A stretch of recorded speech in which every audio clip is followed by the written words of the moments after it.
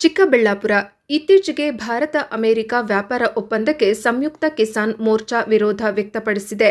ಮೋರ್ಚಾ ರಾಷ್ಟ್ರೀಯ ನಾಯಕ ಜಗಜ್ಜಿತ್ ಸಿಂಗ್ ದಲೈವಾಲಾ ಅವರ ನೇತೃತ್ವದಲ್ಲಿ ದೇಶಾದ್ಯಂತ ಎಂಎಸ್ಪಿ ಜಾರಿಗೆ ಒತ್ತಾಯಿಸಿ ರೈತ ಜಾಗೃತಿ ಯಾತ್ರೆ ಕಾರ್ಯಕ್ರಮ ನಡೆಯುತ್ತಿದೆ. ಇದರ ನಡುವೆ ಭಾರತ ಸರ್ಕಾರ ಅಮೆರಿಕ ಜೊತೆಗೂಡಿ ಆರ್ಥಿಕ ಒಪ್ಪಂದ ಮಾಡಿಕೊಂಡಿದೆ. ಇದು ನಮ್ಮ ರೈತಾಪಿ ವರ್ಗದ ಪಾಲಿಗೆ ಅಪಾಯಕಾರಿಯಾದ ಒಪ್ಪಂದವಾಗಿದ್ದು, ಕೇಂದ್ರ ಸರ್ಕಾರಕ್ಕೆ ತನ್ನ ತಪ್ಪಿನ ಅರಿವಾಗಬೇಕಾದರೆ ಫೆಬ್ರವರಿ 15ರಂದು ಒಪ್ಪಂದ ಪತ್ರವನ್ನು ಹಳ್ಳಿಗಳಲ್ಲಿ ರೈತರು ಬಹಿರಂಗವಾಗಿ ಸುಡಬೇಕು ಎಂದು ಸಂಯುಕ್ತ ಕಿಸಾನ್ ಮೋರ್ಚಾ ರಾಜ್ಯ ರೈತ ಸಂಘಟನೆಗಳ ಒಕ್ಕೂಟದ ಅಧ್ಯಕ್ಷ ಕುರುಬರು ಶಾಂತಕುಮಾರ್ಕರ್ ನೀಡಿದರು. ಕೃಷಿ ಉತ್ಪನ್ನಗಳಿಗೆ ಕನಿಷ್ಠ ಬೆಂಬಲ ಬೆಲೆ ಕಾನೂನು ಜಾರಿಗಾಗಿ ಕನ್ಯಾಕುಮಾರಿಯಿಂದ ಕಾಶ್ಮೀರದವರೆಗೆ ನಡೆಸುತ್ತಿರುವ ರೈತ ಜಾಗೃತಿ ಯಾತ್ರೆಗೆ ಚಿಕ್ಕಬಳ್ಳಾಪುರದಲ್ಲಿ ಸ್ವಾಗತಿಸಿದರು. ನಂತರ ನಗರದ ಅಂಬೇಡ್ಕರ್ ಭವನದಲ್ಲಿ ನಡೆದ ವೇದಿಕೆ ಕಾರ್ಯಕ್ರಮದಲ್ಲಿ ಅವರು ಮಾತನಾಡಿದರು. ಸಂಯುಕ್ತ ಕಿಸಾನ್ ಮೋರ್ಚಾ ರಾಷ್ಟ್ರೀಯ ನಾಯಕ ಜಗಜ್ಜಿತ್ ಸಿಂಗ್ ದಲೈವಾಲಾ ಮಾತನಾಡಿ, ಇತ್ತೀಚೆಗೆ ಭಾರತ ಅಮೆರಿಕ ವ್ಯಾಪಾರ ಒಪ್ಪಂದ ಆಘಾತಕಾರಿ. ಈ ಒಪ್ಪಂದ ರೈತ ವರ್ಗದ ಬೆನ್ನು ಮೂಳೆ ಮುರಿಯುವ ಶಾಸನವಾಗಿದ್ದು, ದೇಶವಾಸಿಗಳನ್ನು ಅಪಾಯಕಾರಿ ಆಹಾರ ಸಂಸ್ಕೃತಿಗೆ ಒಗ್ಗಿಸಲು ಹೊರಟಿರುವ ರೈತರ ಪಾಲಿನ ಮರಣ ಶಾಸನವಾಗಿದೆ. ಎಂಎಸ್ಪಿ ರೈತರ ಹಕ್ಕಾಗಿದ್ದು, ಪ್ರತಿ ರೈತನಿಗೂ ಅದು ಸಿಗಲೇಬೇಕು. ದೇಶದ ರೈತರಿಗೆ ಬೆಳೆದ ಬೆಳೆಗೆ ಸೂಕ್ತ ಬೆಲೆ ಸಿಗದೆ ಲಕ್ಷಾಂತರ ಮಂದಿ ಆರ್ಥಿಕ ಸಂಕಷ್ಟಕ್ಕೆ ಸಿಲುಕಿದ್ದಾರೆ. ಇದುವರೆಗೆ ಸುಮಾರು 7 ಲಕ್ಷ ರೈತರು ಆತ್ಮಹತ್ಯೆ ಮಾಡಿಕೊಂಡಿದ್ದಾರೆ. ರೈತರ ಆತ್ಮಹತ್ಯೆಗೆ ಸಾಲದ ಹೊರೆ ಪ್ರಮುಖ ಕಾರಣವಾಗಿದ್ದು, ಎಂಎಸ್ಪಿ ಕಾನೂನು ಜಾರಿಯಾದರೆ ಈ ಸಮಸ್ಯೆ ಕಡಿಮೆಯಾಗುತ್ತಿತ್ತು ಎಂದರು. ವೇದಿಕೆ ಕಾರ್ಯಕ್ರಮಕ್ಕೂ ಮೊದಲು ದಲೈವಾಲಾ ಅವರನ್ನ ನಾದಸ್ವರದೊಂದಿಗೆ ಅಂಬೇಡ್ಕರ್ ಭವನದವರೆಗೆ ಮೆರವಣಿಗೆಯಲ್ಲಿ ಪೂರ್ಣಕುಂಭ ಸ್ವಾಗತದೊಂದಿಗೆ ಕರೆತರಲಾಯಿತು. ವರದಿ ಸಲಾಹುದ್ದೀನ್, ಚಿಕ್ಕಬಳ್ಳಾಪುರ, ಪ್ರಜಾಪವ ಟಿವಿ. ಕನಿಷ್ಠ ಬೆಂಬಲ ಬೆಲೆ ಖಾತ್ರಿ ಕಾನೂನು ಆಗಬೇಕು ಅಂತೇಳಿ ನಾವು ದೇಶಾದ್ಯಂತ ರೈತ ಜಾಗೃತಿ ಯಾತ್ರೆಯನ್ನು ಹಮ್ಮಿಕೊಂಡಿದ್ದೀವಿ. 7ನೇ ತಾರೀಕು ಕನ್ಯಾಕುಮಾರಿಯಿಂದ ಆರಂಭ ಮಾಡಿದ್ವಿ. 6 ದಿವಸ ಆಗಿದೆ.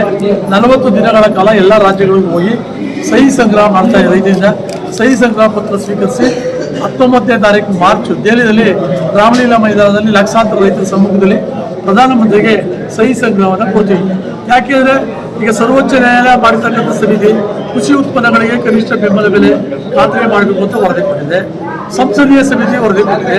ಕೇಂದ್ರ ಸರ್ಕಾರ ಯಾಕೆ ಮಾತಾಡ್ತಾ ಇಲ್ಲ? ಅದರಿಂದ ಇದನ್ನು ಮಾಡಬೇಕು, ರೈತರಿಗೆ ಆಗ್ತಕ್ಕಂಥ ನಷ್ಟ ತಪ್ಪಿಸಬೇಕು ಅನ್ನುವಂಥ ಒತ್ತಾಯ ತಲೆಗೆ ಈ ಒಂದು ಜಾಗೃತಿ ಯಾತ್ರೆ ಮಾಡ್ತಾ ಇದ್ದೀವಿ. ಜಗದೀಶ್ ಸಿಂಗ್ ದಲೈವಾಲಾ ಅವರು ಕಳೆದ ವರ್ಷ 131 ದಿವಸ ಉಪವಾಸ ಸತ್ಯಾಗ್ರಹ ಮಾಡೋದು. ಆಗ ಸರ್ವೋಚ್ಚ ನ್ಯಾಯಾಲಯ ಸ್ವಯಂ ಪ್ರೇರಿತವಾಗಿ ದೂರು ದಾಖಲಿಸಿಕೊಂಡು ಅವರೇ ಸಮಿತಿ ಮಾಡಿತ್ತು. ಇವತ್ತು ಅವರ ಅಧ್ಯಕ್ಷತೆಯಲ್ಲಿ ನಾವು ದೇಶಾದ್ಯಂತ ಪ್ರವಾಸ ಮಾಡ್ತಾ ಇದ್ದೀವಿ. ಇದು ನಮ್ಮ ಕೃಷಿ ಉತ್ಪನ್ನಗಳಿಗೆ ಕನಿಷ್ಠ ಬೆಂಬಲ ಬೆಲೆ ಖಾತ್ರಿ ಕಾನೂನು ಆಗಬೇಕು ಅಂತಕ್ಕಂಥದ್ದು ಒಂದು. ಎರಡನೇದು, ಕಾರ್ಪೊರೇಟ್ ಕಂಪನಿಗಳಿಗೆ ಶ್ರೀಮಂತರಿಗೆ 14 ಲಕ್ಷ ಕೋಟಿ ಸಾಲ ಮನ್ನಾ ಮಾಡಿದೆ, ರೈಟ್ ಅಪ್ ಮಾಡಿದೆ. ನೀವೇ ಘೋಷಣೆ ಮಾಡಿದ್ರಿ ಪಾರ್ಲಿಮೆಂಟಲ್ಲಿ. ಈಗ ರೈತರ ಸಾಲ 14 ಲಕ್ಷ ಕೋಟಿ ದೇಶದಲ್ಲಿದೆ. ರೈತರಿಗೆ ನೀವು ಕೃಷಿ ಉತ್ಪನ್ನಗಳಿಗೆ ನ್ಯಾಯಯುತವಾದ ಬೆಲೆ ನಿಗದಿ ಮಾಡದಿರತಕ್ಕಂಥ ಕಾರಣದಿಂದ ರೈತರು ಸಾಲಗಾರರಾಗಿದ್ದಾರೆ. ಸಾಲವನ್ನು ಮನ್ನಾ ಮಾಡಬೇಕು ಅನ್ನೋ 2 ವಿಚಾರ. ಮೂರನೇದು, ಮೊನ್ನೆ ಅಮೆರಿಕ ಭಾರತ ಸರ್ಕಾರದ ನಡುವೆ ವ್ಯಾಪಾರ ಒಪ್ಪಂದ ಆಗಿದೆ. ಇದು ದೇಶದ ರೈತರಿಗೆ ಮರಣ ಶಾಸನ. ಆದ್ದರಿಂದ ಅದನ್ನು ಕೈ ಬಿಡಬೇಕು ಅಂತಕ್ಕಂಥದ್ದು ನಮ್ಮ ಒತ್ತಾಯ. ಅದಕ್ಕಾಗಿ ನಾವು 15ನೇ ತಾರೀಕು ರಾಜ್ಯಾದ್ಯಂತ ದೇಶಾದ್ಯಂತ ಹಳ್ಳಿಗಳಲ್ಲಿ ಆ ಒಪ್ಪಂದ ಪತ್ರವನ್ನು ಸುಡುವಂಥ ಕಾರ್ಯಕ್ರಮವನ್ನು ಕರೆಕೊಂಡಿದ್ದೀವಿ ಅಂತಕ್ಕಂಥ ವಿಚಾರ ಇಟ್ಕೊಂಡು ನಾವು ಪ್ರವಾಸ ಮಾಡ್ತಾ ಇದ್ದೀವಿ. ಕರ್ನಾಟಕದಲ್ಲಿ ಇವತ್ತು ಮುಗಿದಿದೆ, ನಾಳೆ ಆಂಧ್ರ ಪ್ರದೇಶಕ್ಕೆ ಹೋಗ್ತಾ ಇದ್ದೀವಿ. पहली तो बात ये है कि